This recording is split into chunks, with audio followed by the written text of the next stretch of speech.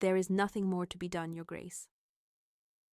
The words, spoken by a man whose entire profession was built on doing more, fell like stones into the suffocating quiet of the nursery. Dr. Finch, a man whose reputation was as polished as the brass on his medical bag, looked defeated, his shoulders slumped, his gaze fixed on the ornate cradle as if it contained not a child, but a curse. Duke Alistair Beaumont, the Duke of Blackwood, stood rigid by the window. He did not turn. Outside, a relentless autumn rain lashed against the glass, turning the manicured gardens into a watercolor of greens and greys. The sound was a torment, a constant, weeping hiss that echoed the sound that had consumed his life for 6 weeks. The screaming. It had started the day his son, Thomas, was born. A thin, reedy cry that had, over the weeks, deepened into a force of nature. It was a raw, unceasing wail that sawed at the nerves, frayed tempers, and drove sanity to the very edge of a precipice. It was the sound of a world broken. 13 nurses, Your Grace, the doctor continued, his voice heavy with the weight of his failure. The best in the country, wet nurses with impeccable references, dry nurses trained in the latest continental methods. We have tried every tincture, every poultice, every known colic remedy and whispered lullaby. The child, he simply will not be soothed. Alistair's hands clenched behind his back. The knuckles were white. He was the Duke of Blackwood. His word was law across 10,000 acres. His fortune could fund armies. His title commanded the respect of the crown itself. And he was being brought to his knees by a creature that weighed less than a stone. He was a prize bull, bred for strength and command, rendered utterly impotent. He felt a presence at his elbow, and the cloying scent of lavender water invaded his senses. His mother, the Dowager Duchess Beatrice, laid a cool, dry hand on his arm. "Alistair, the man has done his best. It is not his fault the child is difficult."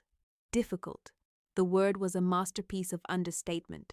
The child was a tempest, a small, red-faced tyrant who had shattered the peace of Blackwood Manor more effectively than any invading army.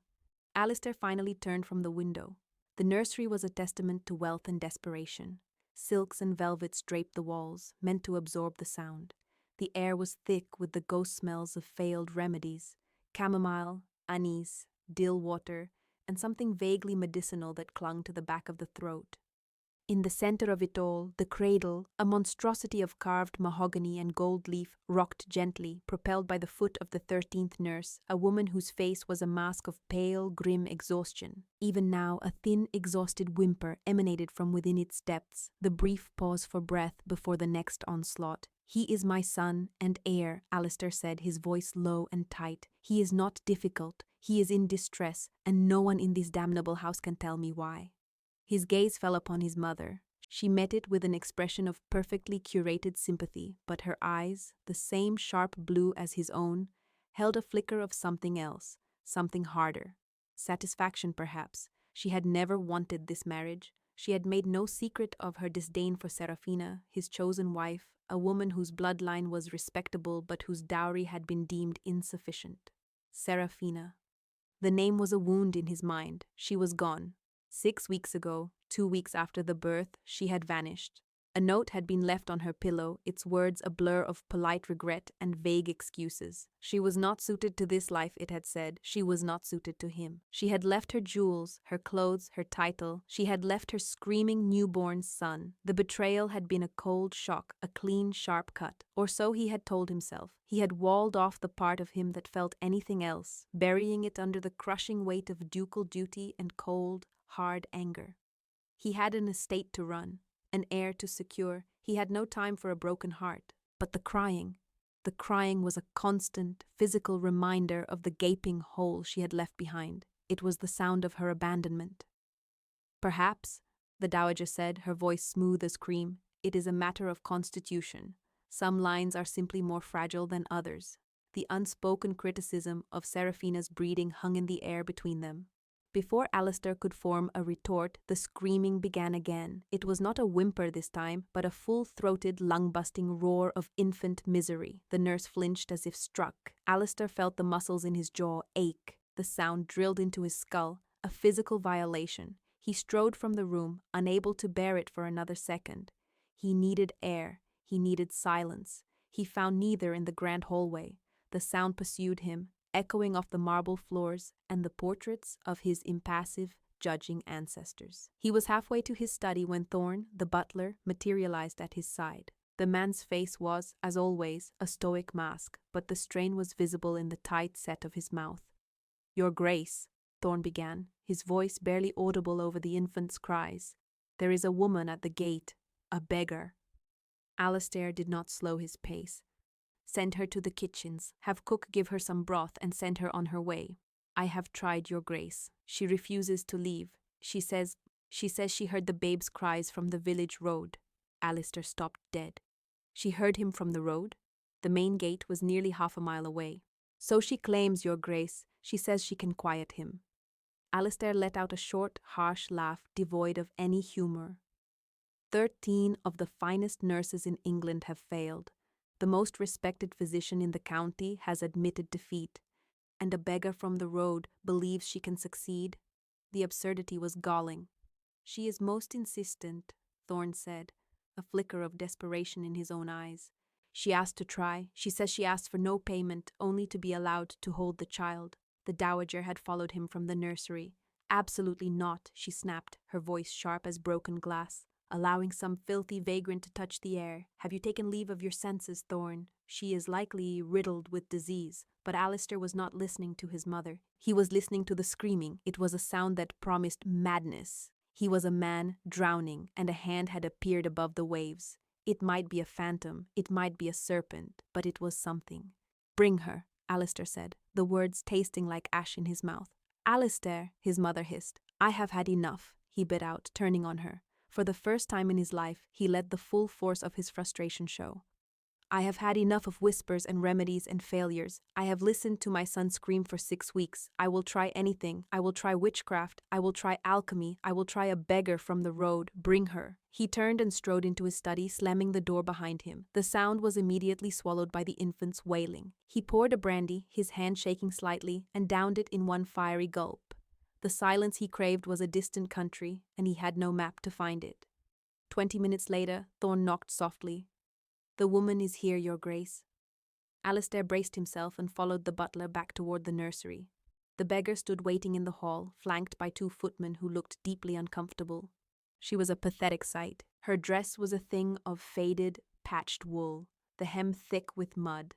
A thin shawl, worn nearly transparent in places, was pulled tight around her shoulders. Her feet were wrapped in rags. Her face was gaunt, all sharp angles and hollows, smudged with dirt.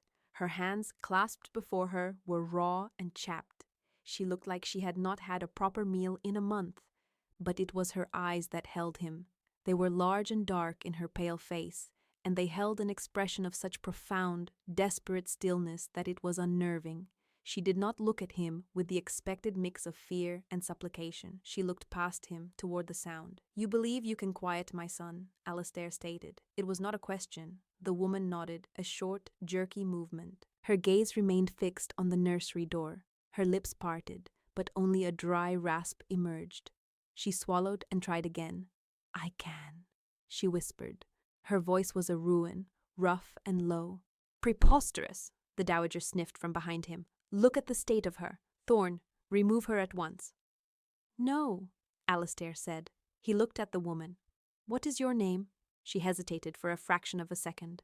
"Sarah," she said, the name a strange foreign object on her tongue. "Very well, Sarah, you will wash your hands. Then you will be permitted to enter the nursery. But I warn you, if any harm comes to my son—" "No harm will come," she whispered, her focus absolute. He watched as a maid brought a basin of hot water and soap. The woman scrubbed her hands with a methodical intensity, scrubbing away the grime until her skin was red and raw.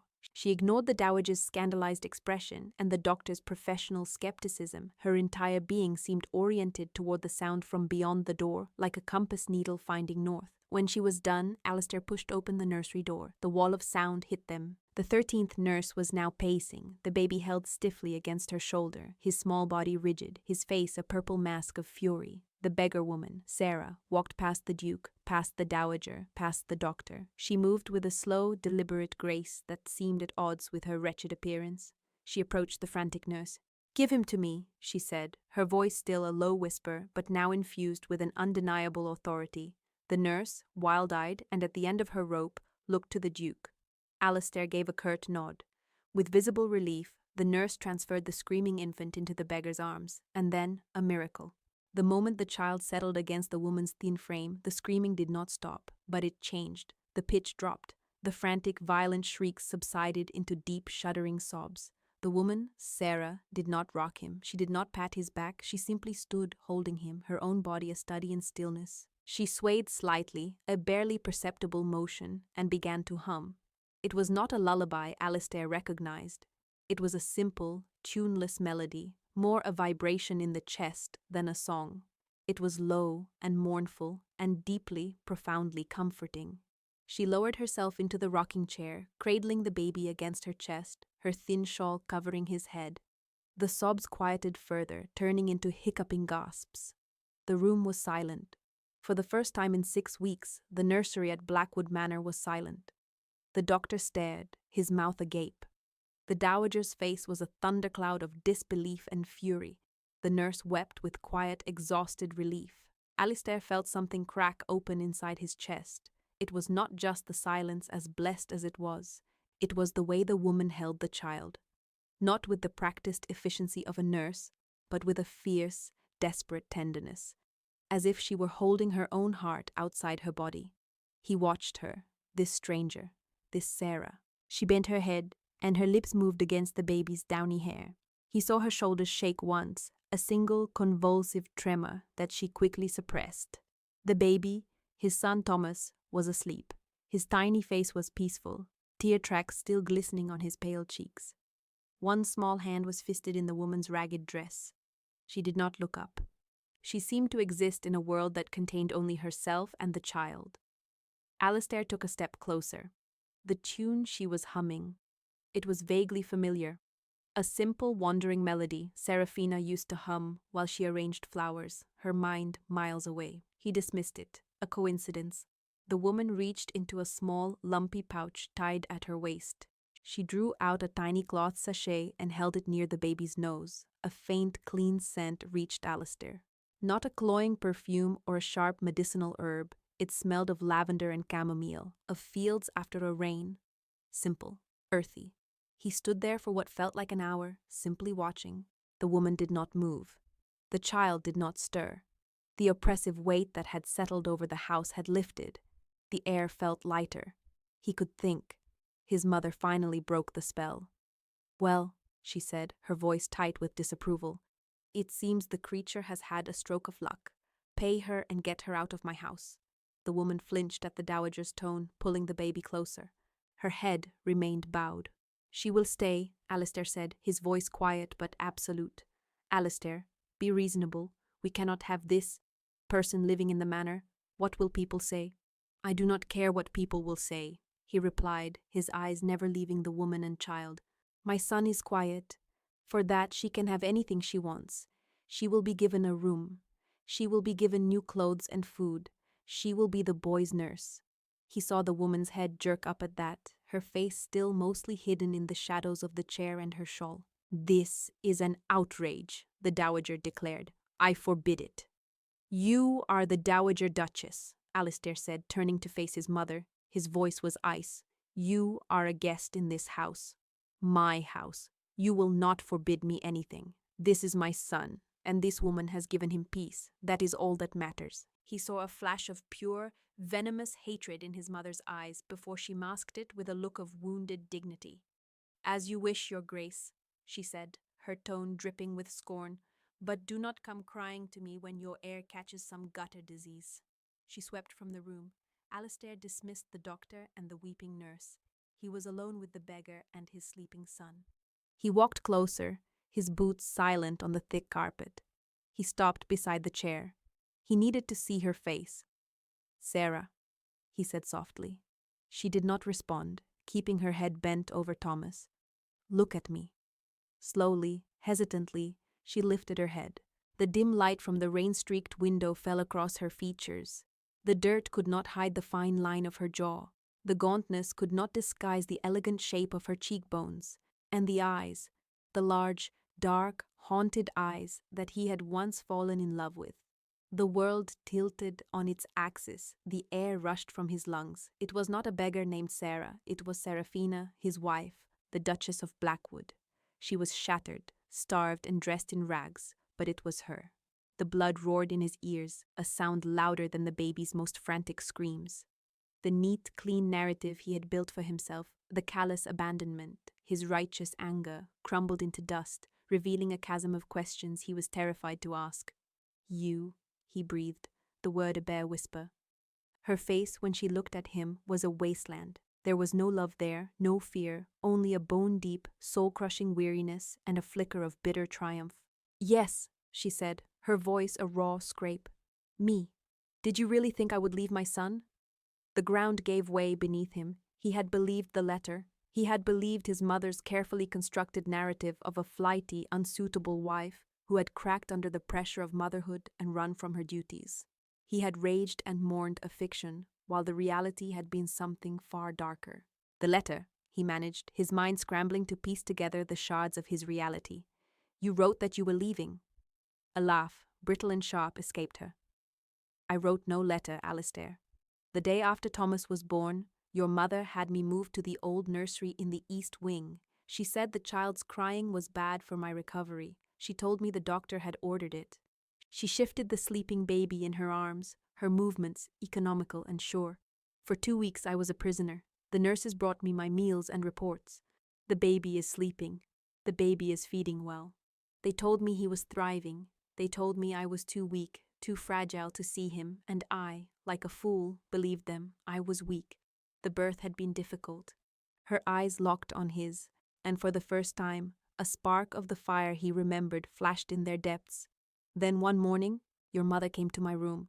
Her face was a mask of sorrow. She told me Thomas had passed in the night. A fever, sudden and swift.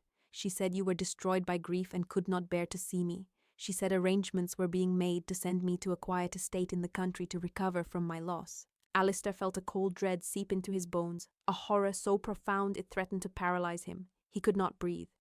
She had a carriage waiting, Serafina continued, her voice flat and devoid of emotion, as if recounting a story that had happened to someone else.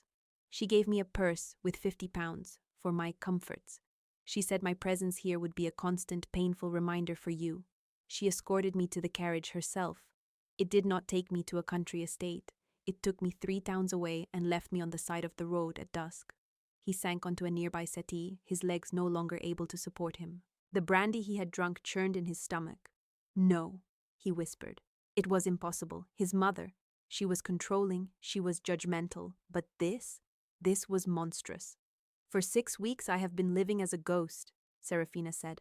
I sold the locket you gave me for a week's lodging. I worked in a laundry until my hands bled. I slept in barns, and every day I tried to get back here. I walked until my feet were raw. I begged for rides on farm carts. I thought my son was dead. I thought you had cast me out in my grief. I only wanted to see his grave. I wanted to put flowers on it. She looked down at the sleeping infant, her expression softening into one of fierce, aching love. Then I reached Oakhaven yesterday, and I heard the stories in the village. The story of the new heir who would not stop crying. The Duke's son who was driving the whole household mad. My son, my living son. He looked at her, truly looked at her. The emaciated frame, the haunted eyes. The dirt-stained rags that had once been a duchess's silks. He had mourned her abandonment while she had been fighting for survival, believing their child was dead. The shame of it was a physical blow. He had been so blind, so wrapped in his own pride and wounded vanity. I did not know, he said. The words inadequate, pathetic. Serafina, I swear to you, she told me you had left. She showed me the letter. A letter I never wrote, she replied, her voice still holding that chilling distance. A lie you were all too willing to believe. The accusation struck home. Had it been easier to believe she was flawed and faithless than to question the mother who had orchestrated his entire life?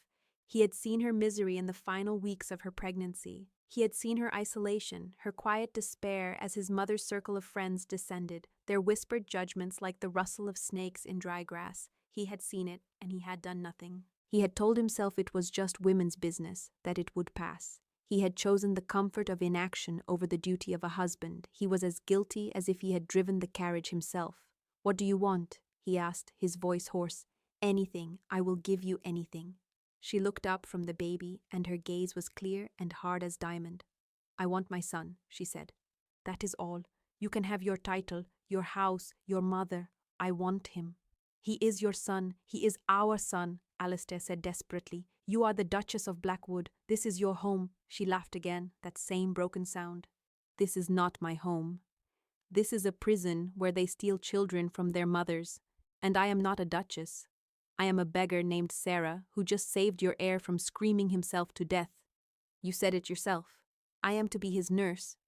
The irony was a slow-moving garrote tightening around his throat. He had, in his desperation, given her the one thing she wanted, the right to be with her child, under his own roof. That changes now, he said, rising to his feet. This ends now. He strode to the bell pull and gave it a sharp tug. Thorn appeared moments later, his expression unreadable. Thorn, prepare the rose sweet for her grace the Duchess. Thorn's eyes widened for a barest fraction of a second, his gaze flickering to the ragged woman in the chair. He recovered instantly. At once, your grace. And send for my mother, Alistair added, his voice like flint. Tell her I require her presence in the library, immediately. Thorn bowed and withdrew. Alistair turned back to Seraphina. She had not moved. She watched him with a wary, guarded expression. The hope he expected to see was absent. In its place was a profound, weary cynicism. She had learned not to trust him. She had learned not to trust this house.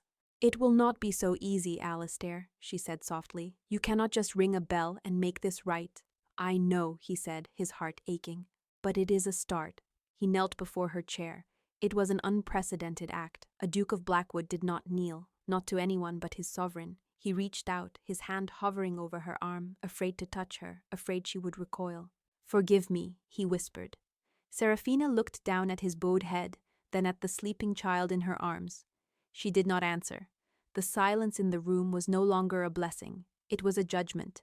The library at Blackwood Manor was Alistair's sanctuary. It was a room of dark wood, worn leather, and the comforting scent of old paper and beeswax. It was a place of order and logic. Tonight it felt like a courtroom.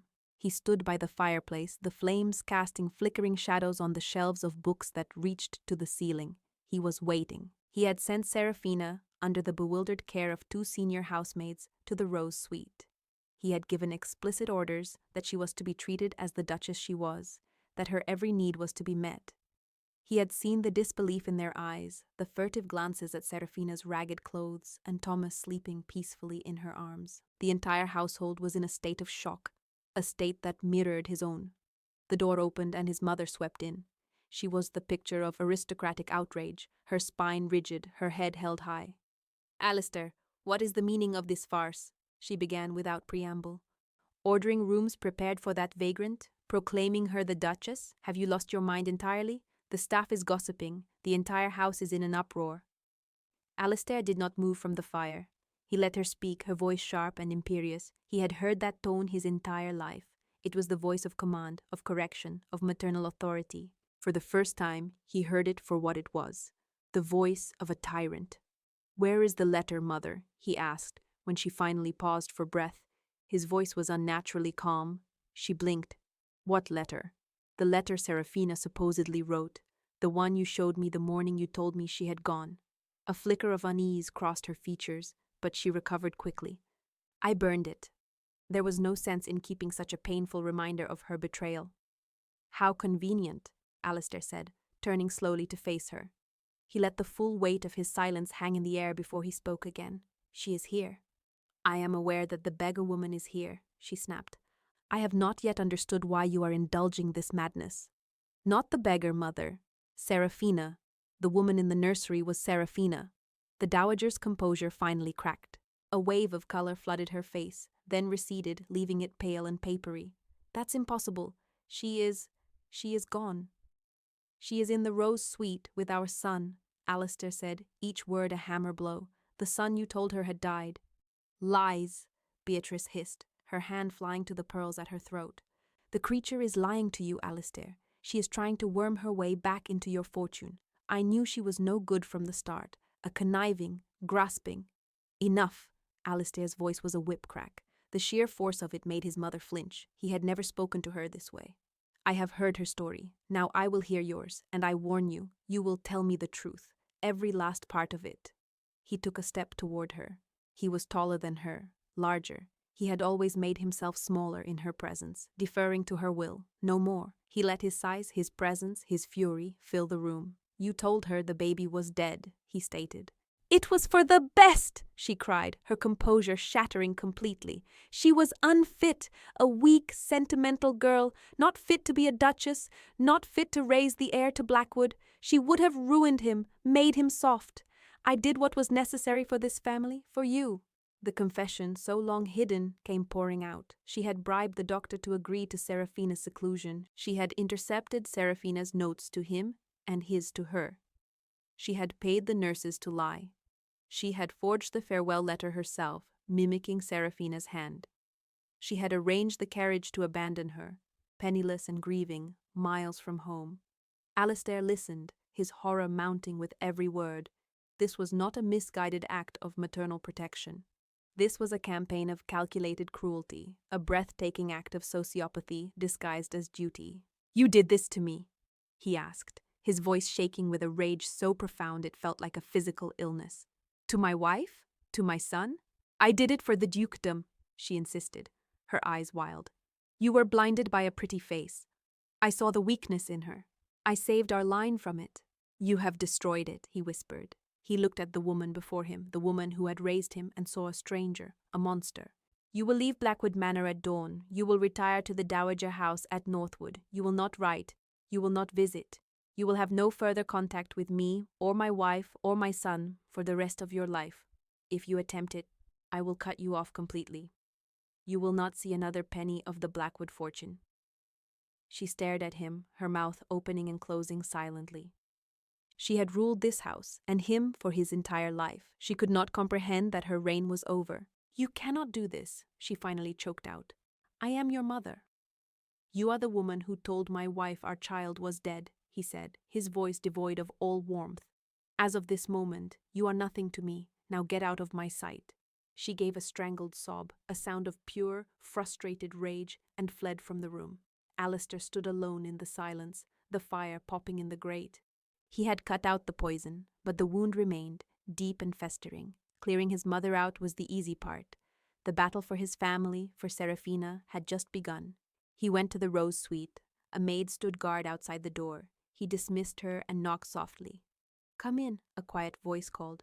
Serafina was sitting in a chair by the fire, a borrowed dressing gown of pale blue silk wrapped around her. It was too large, hanging off her thin shoulders. Her hair had been washed and brushed, and it fell like a dark curtain around her pale, tired face. She looked clean, but no less haunted. Thomas was sleeping in a bassinet beside her, his breathing soft and even. The room was warm and comfortable, a world away from the muddy road she had come from, but she looked just as lost. Is it done? She asked, not looking at him. She will be gone by morning, he confirmed. He remained by the door, feeling like an intruder. She gave a small, weary nod. For a long time, neither of them spoke. The only sound was the crackle of the fire and the baby's soft sighs. I failed you, Alistair said into the quiet. I should have protected you. I saw you were unhappy and I did nothing. No, she said, her gaze still fixed on the flames. You did not fail me. You simply did not see me at all. I was a component of your life, the Duchess, the mother of the heir, a portrait to be hung in the gallery. You never saw the woman. Her words were not angry. They were simply true, and the truth of them cut him deeper than any rage could have. He had been a husband in name only, a partner in title, not in life. I want to change that, he said. She finally looked at him, and her eyes were filled with a profound sadness. How? By installing me in a pretty room and calling me your Grace. That is not change, Alistair. That is just restoring the scenery after the play has gone horribly wrong. He had no answer for that. He had spent his life giving orders, managing land, dealing in absolutes. He did not know how to navigate this fragile, broken landscape. He did not know how to rebuild a trust that had been so utterly annihilated. What do you need? He asked, the question raw and genuine. She considered this for a moment. I need to feel safe, she said softly. I need to know my son is safe, and I need time. You have it, he said instantly. Whatever you need. This suite is yours. The nursery is yours. The entire household will answer to you. I will not push you. I will not rush you. I will earn back your trust, no matter how long it takes. She looked at him, a flicker of something unreadable in her eyes. It might have been skepticism, it might have been the faintest glimmer of reluctant hope. "We will see, Your Grace," she said, her voice barely a whisper, and with that she turned back to the fire. Dismissing him as completely as if he had been a footman, he retreated, closing the door softly behind him. He had won the first battle, but the war for his wife's heart felt impossibly, terrifyingly distant. He was no longer a duke in command. He was a supplicant, standing outside a locked door, hoping one day she might choose to open it. The days that followed were a strange, delicate dance. Alistair kept his word. He gave Seraphina space. He moved his own rooms to the far side of the manor, ensuring he would not cross her path unless by intention. The dowager was gone, her departure a swift, silent affair that left a vacuum of power and a legacy of whispers among the staff. Alistair threw himself into undoing the damage. He publicly fired the doctor and the 2 nurses who had been most complicit in his mother's scheme, creating a local scandal but sending a clear message. He then went to the Weary Traveller Inn in Oak Haven, the place Seraphina had mentioned. He found the innkeeper, a stout, no-nonsense woman named Mistress Gable. He paid Seraphina's debt 10 times over and left a sum of money that would ensure the woman's comfort for the rest of her life, a silent thank you for the kindness she had shown his wife.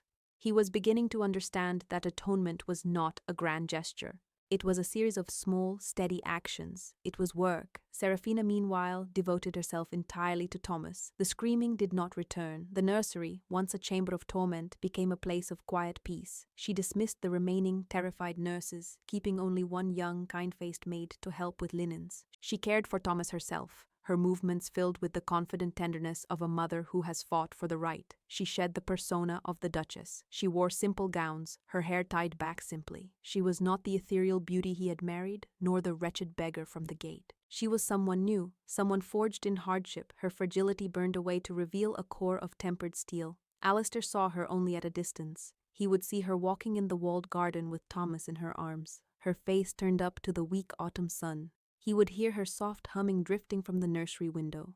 Each glimpse was a fresh torment, a reminder of what he had almost lost, of what he still had not regained. He started sending her things, not jewels or gowns, but things he thought she might actually want. He had the manor's finest saddle horse, a gentle mare, brought to the stables for her exclusive use. He had a small private garden plot tilled and prepared near the nursery, ordering the head gardener to stock it with the simple herbs she favored: lavender, chamomile, lemon balm. She accepted them without comment. There was no thank you note, no word of acknowledgement. But the next day, he saw her riding the mare in the park, Thomas bundled securely before her. A week later, he saw her through the library window, kneeling in the new garden, her hands in the dirt. They were small victories, but they were all he had. One evening, nearly a fortnight after her return, he was working late in his study. The estate books lay open before him, a familiar world of numbers and yields. A soft knock came at the door. He expected Thorne with a late meal. It was Seraphina. She stood in the doorway, holding a sleeping Thomas in her arms. She was wearing the simple blue dressing gown. His heart hammered against his ribs. "He has a slight cough," she said, her voice quiet. "I do not think it is serious, but I wanted another opinion." The vulnerability in that admission, the trust it implied, was staggering. She was afraid, and she had come to him. He rose immediately. "Let me see." He came around the desk, his movements slow, careful. He gently laid a hand on Thomas's back, feeling the small, warm weight of him. He listened to his breathing. It was a little raspy, but clear. "It sounds like a small cold," he said, his voice softer than he intended. "We will watch him closely. If it worsens, I will send for the new doctor from Crofbury, a good man, young but honest." She nodded, but did not move to leave. She looked around the study, at the towering shelves of books, the massive desk, the symbols of his power. "I never liked this room," she said. "It always felt like I was interrupting something important." "Nothing is more important than this," he said, his gaze on his son's sleeping face. He looked up and met her eyes. "Nothing." For the first time since her return, he saw the wall in her eyes lower just for a moment. He saw a flicker of the woman he had known, the woman he had loved. "Thank you, Alistair," she whispered. It was more than he had hoped for. He had a sudden desperate urge to reach for her, to pull her and the child into his arms and hold them, to promise he would never let anything hurt them again. But he held back. It was too soon. It had to be on her terms. "Let me carry him back for you," he offered instead. "You look tired." She hesitated, then nodded, a small concessionary gesture. She carefully transferred Thomas into his arms. The baby was a warm, solid weight against his chest. Alistair's arms, so accustomed to holding reins or a rifle, felt clumsy, but he held his son with a reverence that was almost painful. The scent of milk and Seraphina's simple soap filled his senses. He walked with her through the silent, sleeping house, back to the haven of the Rose Suite. He laid Thomas in his bassinet, tucking the blankets around him with an unpracticed hand. Seraphina stood watching him. When he turned back to her, she was holding something in her hand. It was a simple gold band. Her wedding ring. "I found it in the jewel box," she said, "the one I left behind." He had found it on her nightstand that first terrible morning. He had kept it in his waistcoat pocket ever since, a cold, hard reminder of his failure. He had ordered Thorne to have all her things cleaned and returned to her rooms, but he had forgotten about the ring. "It is yours," he said quietly. She looked down at it, then back at him. Her expression was searching, weighing him. He held his breath. With a slow, deliberate movement, she slid the ring back onto her finger. It was a perfect fit. "Good night, Alistair," she said. "Good night, Seraphina," he replied, his voice thick with emotion. He walked from her rooms, feeling as though he could have flown. It was not forgiveness, not yet, but it was a beginning. It was the foundation stone of a new house, one they might, with time and care, build together. The winter that followed was quiet and healing. The manor, once a place of tension and sorrow, slowly began to feel like a home. The sound of Thomas's happy gurgles replaced the echoes of his screams. Seraphina's soft humming became the new soundtrack of the house. Alistair courted his wife. There was no other word for it. He did not flood her with gifts or grand pronouncements. He courted her with his time, with his attention. He learned her habits, her preferences. He learned that she liked her tea with honey, not sugar. He learned that she loved the histories in the library more than the novels. He learned that she had a wry, sharp sense of humor that had been buried under years of aristocratic expectation. He started joining her for breakfast, not at the head of a long formal table, but in the small sunlit morning room that adjoined her suite. At first their conversations were stilted, focused on the baby or the estate. But slowly they began to talk. He told her of his frustrations with a tenant farmer, and she offered a surprisingly practical solution. She spoke of her desire to start a small school for the village children, and he immediately offered the funding and the land. They were becoming partners. He learned to be a father. He learned how to hold his son, how to make him laugh, how to tell by his cries whether he was hungry or tired or just wanted to be held. These were mysteries he had once deemed beneath him, women's work. He now saw them as the most important knowledge a man could possess. One snowy afternoon, he found Seraphina in the library, a large atlas open on the table before her, Thomas playing on a blanket at her feet. "Where are we traveling?" he asked, smiling. She looked up, a genuine, unguarded smile that made his heart ache. "I was just looking at the world," she said. "It felt so small for so long, now." "Now it is ours," he finished for her. He knelt on the blanket beside his son, offering him a wooden block. Thomas grabbed it with a delighted squeal. Seraphina watched them, her expression soft. "He has your eyes," she said. "He has your strength," Alistair replied, looking at her. "Thank God for that." The wall was gone. He did not know when it had finally crumbled, not with a crash but with a quiet dissolving, but it was gone. In its place was a clear, steady warmth. He reached across the blanket and took her hand. The gold of her wedding ring was warm against his skin. "I love you, Seraphina," he said, the words feeling new and powerful, spoken not from duty or propriety, but from the very center of his soul. Tears welled in her eyes, but they were not tears of sorrow. "I know, Alistair," she whispered, her fingers tightening around his. "I know you do." It was everything. It was forgiveness. It was acceptance. It was a promise. That spring, construction began on the Oakhaven Village School. Seraphina oversaw every detail, her energy and passion infectious.